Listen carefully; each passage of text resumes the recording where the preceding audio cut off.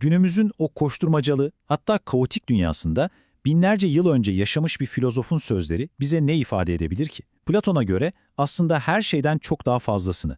Çünkü ona göre en büyük savaş alanı dışarıda bir yerlerde değil, tam da kendi ruhumuzun o karmaşık koridorlarında. Ve en büyük zafer başkalarını alt etmek değil, bizzat kendimizi fethetmektir. Şöyle bir durup düşünelim. Günlük telaşlarınız, peşinden koştuğunuz hedefler, ilişkileriniz, işte tüm bunların tam ortasında antik bir bilgelik size gerçekten bir yol haritası sunabilir mi? İşte bu analizde Platon'un rehberliğinde tam da bu sorunun cevabını arayacağız. Platon için özgürlüğe ve o bahsettiğimiz zafere giden kapıyı açan tek bir anahtar var. Hakikatin bilgisine ulaşmak. Bu yolculuğun ilk ve en kritik adımı ise dışarıdaki dünyayı anlamaya çalışmak değil, kendi iç dünyamızı keşfetmek. Hadi o zaman bu derin yolculuğa birlikte başlayalım. Platon'un bütün felsefesi aslında hocası Sokrates'in ulaştığı o sarsıcı farkındalığın üzerine kurulu. Nedir o? Gerçek bilgelik her şeye cevap bulmakla değil, tam tersine bildiğimizi sandığımız her şeyi sorgulama cesaretini göstermekle başlar. Bu cümle var ya, felsefe tarihinin belki de en mütevazi ama bir o kadar da en güçlü cümlesidir. Bu aslında zihnimizdeki bardağı boşaltmaktır. Çünkü ancak içi boş bir bardağa taze ve gerçek bilgi dolabilir. Sokrates, Atina'nın en bilge geçinenleriyle konuşup da aslında kimsenin sandığı kadar bir şey bilmediğini anladığında, bilgiliğe giden ilk adımı atmış oldu. Şimdi Platon burada öyle bir şey yapıyor ki, kötülük kavramını resmen temelinden sarsıyor. Ona göre asıl sorun insanların doğuştan kötü olması değil, doğru olanın ne olduğunu bilmemesi. Yani kötülük bir karakter bozukluğu değil, bir bilgi eksikliği. Ve işte bu bakış açısı onu çözülebilir bir problem haline getiriyor. Ve işte bu ayrım inanın her şeyi değiştiriyor.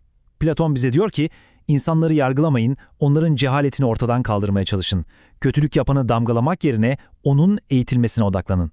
Çünkü Platon'a göre hiç kimse bilerek ve isteyerek kendine zarar vermez ve kötülük yapmak aslında ruhun kendi kendine verebileceği en büyük zarar.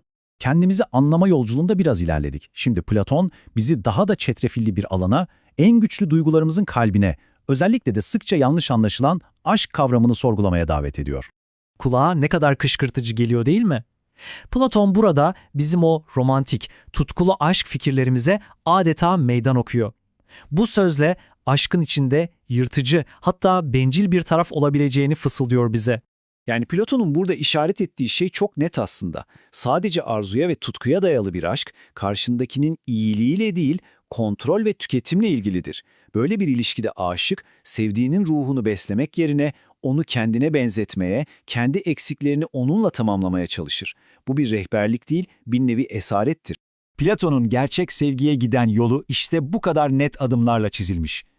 Bu dışarıdan içeriye değil, tamamen içeriden dışarıya işleyen bir süreç. Yani önce kendi içinde dengeyi ve bilgeliği bulamayan biri, bir başkasını ne gerçekten tanıyabilir ne de onu özgürce sevebilir. Şimdi sıkı durun çünkü Platon'un felsefesinin en akıl almaz, en sarsıcı noktalarından birine geliyoruz. Hazır olun çünkü birazdan duyularınızla algıladığınız her şeyi sorgulamanın zamanı gelecek. Platon'a göre şu an içinde yaşadığımız, dokunduğumuz, gördüğümüz bu dünya asıl gerçekliğin sadece soluk bir gölgesi, kusurlu bir kopyasıdır. Asıl gerçeklik, değişmeyen, mükemmel formların yani ideaların bulunduğu zamanın ve mekanın ötesinde bir yer. Ve oraya gözlerimizle değil, sadece ve sadece saf aklımızla ulaşabiliriz. Peki ama neden geometri, ne alakası var diyebilirsiniz? Platon için geometri çok önemliydi çünkü zihni fiziksel görünüşün ötesinde yatan o görünmez, mükemmel düzeni görmesi için eğiten bir disiplindi. Yani soyut düşünme pratiğiyle aklı idealar dünyasının o kusursuz yapısını kavramaya hazırlıyordu.